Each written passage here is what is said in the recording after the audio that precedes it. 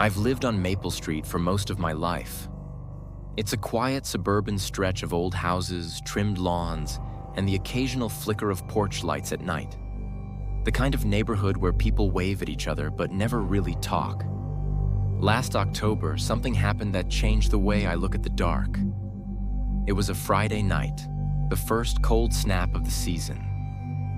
I'd just settled down in my living room, scrolling through my phone, when the lights flickered once, twice, and then died completely. The entire street went black. No hum of the fridge, no street lamps, just total silence and pitch darkness. At first, I thought it was another power cut.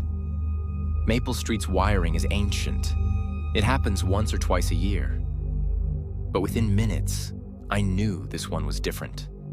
Because my phone, which had been at 78%, was now dead too. I stood up, walked to the window, and looked outside. The street was swallowed in shadow. Not even the glow from distant neighborhoods. Just an endless black void. Then I saw something strange. A faint red light flickering from across the street. It was coming from old Mrs. Carter's house. She was the kind of elderly woman who lived alone and rarely came out anymore. But the light wasn't steady. It pulsed, on and off, like a heartbeat. I hesitated, then grabbed a flashlight from the kitchen drawer and stepped outside. The air was unusually still. No wind, no sound, just that rhythmic red glow pulsing from her window. Halfway across the street, my flashlight sputtered and went out. I hit it a few times, but nothing. That's when I heard it. A whisper. David. It came from the dark, soft, distant, but close enough that I froze. David, help me. It was Mrs. Carter's voice. I knew it instantly. I hurried to her porch, knocking on the door. Mrs. Carter? It's David from across the street. No answer. The door creaked open on its own. The red light was stronger now, coming from deeper inside the house. I stepped in, calling her name again. Mrs. Carter? The air inside was thick. It smelled of dust and something metallic, like rust or blood. The light came from a small lantern sitting in the middle of the living room floor, surrounded by dozens of old photographs. Black and white portraits of people I didn't recognize. Every picture had the eyes scratched out. And then I noticed there were fresh footprints in the dust leading down the hallway. Bare footprints. I followed them, heart hammering, until I reached the bedroom at the end of the hall.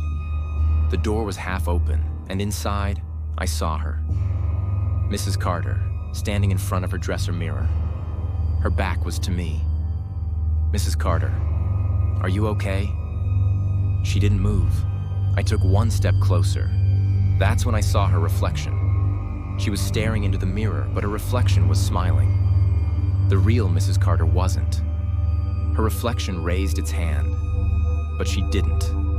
And then, in the reflection, I saw me, standing behind her. Except, in the mirror, I was closer, right behind her shoulder. And my reflection's eyes were pitch black. Mrs. Carter's mouth started to open slowly, her voice trembling. It came when the lights went out. Her reflection began to tilt its head backward until it was completely upside down. And then her body snapped like a marionette, collapsing to the floor. The lantern blew out. I was left in total darkness. Something brushed past me, cold, fast, and silent. The air turned icy, and I could hear breathing behind me. Not mine. Shallow, slow, inches away. I ran, burst through the hallway, into the living room, through the door. And as I did, every house on Maple Street lit up again. Streetlights. TVS power restored. But Mrs. Carter's house stayed dark. The next morning, police cars filled the street.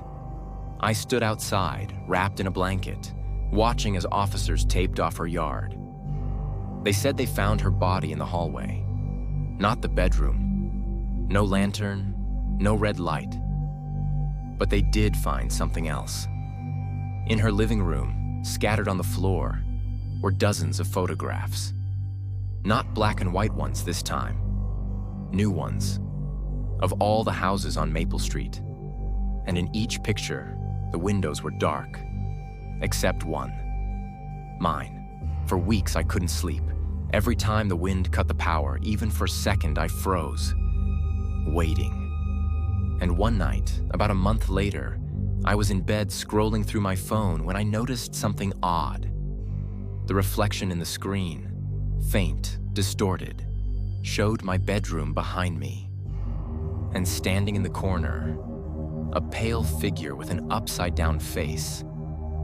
Before I could react, my phone screen went black, and a whisper filled the room. It comes when the lights go out.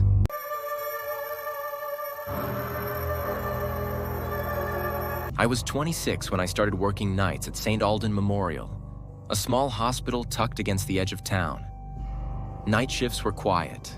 Paperwork, coffee, and the hum of machines that never seemed to rest. The storm rolled in around midnight. Rain came down sideways, pelting the windows hard enough to rattle the blinds. By 12:37 a.m., the lights flickered once, twice, and the entire building went black. For 3 full seconds, there was nothing. No sound but thunder, until the emergency lights kicked on. The hallways glowed in a weak red, the kind of light that made everything look like it was soaked in blood. The generator usually powered the whole wing, but this time, it didn't. Only the ER and half of the second floor had power. My assignment was upstairs, room 206, where a patient named Mr. Holloway was recovering from heart surgery. I grabbed a flashlight and climbed the stairs. Halfway up, I thought I heard something above me, bare feet running down the corridor. But when I reached the landing, the hallway was empty. The red lights made the white walls look wrong, almost pulsing. Every door had a window, and the reflections looked alive, shifting shadows even though nothing moved inside. When I reached 206, the door was slightly open. I pushed it gently. "Mr. Holloway? It's Nurse Jenna. Just checking on you." No response. The backup lights buzzed overhead, making the room flicker between red and black. His bed was empty, the sheets still warm, the heart monitor still beeping steadily. I froze. The sound of footsteps echoed again. Soft, quick, wet. They came from the end of the hall where the supply closet was. "Mr. Holloway?" I called again. Nothing. Then, from inside the closet, tap, tap, tap. The knob twisted once, then stopped. I lifted my flashlight and opened the door slowly. Empty shelves, a mop bucket, a faint smell of bleach, and on the floor, bare footprints. Wet, leading away from the closet toward room 208. I followed them. That room was supposed to be unoccupied. It had been closed since the fire last year. The door was sealed with hazard tape, but tonight, the tape was torn. I stepped inside. The air was freezing, my breath visible even though the rest of the building was warm. Every surface was covered in ash marks, except one corner of the room where the paint looked new. On the wall, in thick black smears, were words written by hand. "He never left." The emergency light flickered, and behind me came a low, raspy breath. I turned. Mr. Holloway stood in the doorway, bare feet, hospital gown soaked through as if he'd been standing in rain. His eyes looked glassy, unfocused. "Mr. Holloway? You shouldn't be up." I stepped forward, but he raised one trembling hand and whispered, "It's not me." Then the red light overhead went dark. For maybe 2 seconds, we were in total blackness. When it came back on, he was gone. But his monitor, back in 206, started beeping rapidly. I ran there. He was lying in bed again, eyes closed, heart monitor flatlining. Cold, time of death, 12:43 a.m. The power returned around 3 a.m. Maintenance checked the generator, no faults. Security swore the cameras didn't catch me leaving 206 all night. When I mentioned room 208, the charge nurse frowned. "That room's sealed," she said. "No one's been in there since the Holloway fire." I thought she meant Mr. Holloway's surgery, but she shook her head. "Different Holloway. Years ago. The man who died in that room during the fire." She pulled an old incident report. Thomas Holloway. Same last name, same bed number, same date. October 12th. That was tonight's date. I finished the shift in silence. When I clocked out and walked past room 206, the lights were off. But from under the door, a faint red glow pulsed once, twice, like a heartbeat. And inside, I heard the soft beep of a monitor. Steady, rhythmic, as if someone had just come back.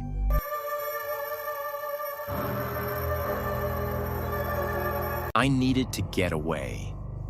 After weeks of night shifts, sleeplessness, and a breakup that left me hollow, I booked a 3-day stay at a small mountain cabin in Vermont.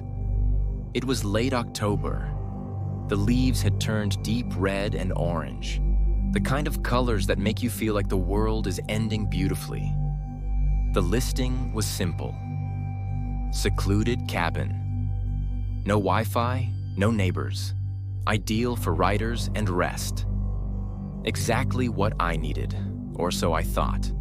The drive took 6 hours, and by the time I reached the narrow dirt road that led to the cabin, fog was already crawling through the trees.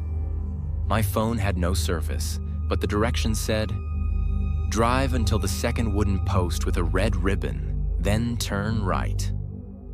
I did. The path wound into dense forest, dark enough that even with my headlights on, I could barely see ahead. Finally, the cabin appeared. A single-story building with a tin roof, a front porch, and a rocking chair that swayed slightly in the wind. I unloaded my bag, stepped inside, and flipped the switch. Nothing. The power was out. There were candles on the counter, so I lit a few. The flickering light revealed the space. Small, cozy, but old. The kind of old where wood creaks even when you're not moving. The air smelled faintly like wet soil and pine sap. On the table lay a note written in pencil. "Generators behind the shed. It'll kick on if you pull the choke twice. Don't stay outside after dark." That last line made me laugh at first. Local superstition, I figured. But by the time I went to find the generator, night had already fallen. The woods behind the cabin were silent, unnaturally so. No crickets, no owls, just still air. I found the generator, tugged the choke, and it coughed to life. The cabin lights flickered on. A faint relief washed over me, until I noticed something odd. Through the window, from the reflection of the cabin's light on the glass, I could see something behind me. A figure. It was faint, maybe a trick of the light, but it looked like someone standing just past the tree line. Still, watching. I turned around. No one there. I hurried back inside, locked the door, and tried to laugh it off. I told myself it was probably a hunter or a local. But later, around midnight, as I sat reading by candlelight, the power cut out again. The generator had died. I sighed, grabbed my jacket, and stepped out to restart it. The woods looked different now, thicker.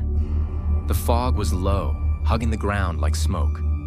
My flashlight barely pierced it. When I reached the shed, I froze. There were footprints, bare, wet footprints, leading from the generator toward the cabin, back inside. I ran to the door and found it open. Not broken, not forced, just open. Inside, every candle was out. The air was cold enough to sting. Then I heard breathing. Slow, deep, coming from the hallway that led to the bedroom. I whispered, "Who's there?" The breathing stopped. I turned on my flashlight and walked toward the room. The door was half closed. The beam cut through the dark and caught something written on the wall in smudged soot. "The power keeps them out." My flashlight flickered, and then total blackness. I don't know how long I stood there before I heard movement again. Soft, scraping steps. Closer this time. My flashlight came back for a split second, and I saw her. A woman, standing in the doorway. Her eyes hollow, skin gray, mouth slightly open, like she'd been underwater for days. She stepped forward. Her voice came out like wind through broken glass. "You shouldn't have turned it off." I stumbled backward and bolted outside. The fog was so thick I couldn't see the path. But behind me, the generator coughed, on its own, and the cabin lights blazed to life again. The fog thinned just enough for me to see. The woman was gone. At sunrise, I left without packing. I drove until I hit a gas station 20 miles away. The clerk looked at me funny when I told him where I'd stayed. He said, "That cabin hasn't had power in years." "The generator's been broken since the fire," I asked. "What fire?" He looked me dead in the eyes. "The one that killed the woman who used to own it. She died trying to get the power back on." That night, when I finally made it home, I plugged my phone in to charge. It buzzed with a new voicemail. No number, no caller ID. I played it. Static. Then a faint whisper. "The power keeps them out." And then, silence.